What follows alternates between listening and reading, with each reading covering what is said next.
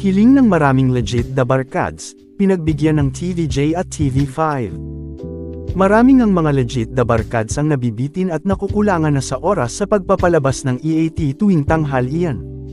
Dahil nga ito sa sobrang daming advertisements na pumapasok at patuloy pang nadadagdag sa programa nila. Kaya naman humiling na ang mga legit na barkads sa TV5 network, kung pwedeng madagdagan pa ng oras ang EAT, nang sa ganun ay may palabas pa nila ng mahaba ang segments na gusto ng karamihang nanonood. At hindi naman nga binaliwala ng TV5 ang hiling ng karamihan, pinagbigyan ng network ang kagustuhan ng mga viewers na dagdagan pa ng oras ang EAT, dahil sa darating na October 30, mas pinaaga na ang panunood ng EAT, hindi na lang tuwing Sabado magsisimula ng 11:30 ang EAT, kung hindi Lunes hanggang Biyernes na rin sa bago nitong time slot.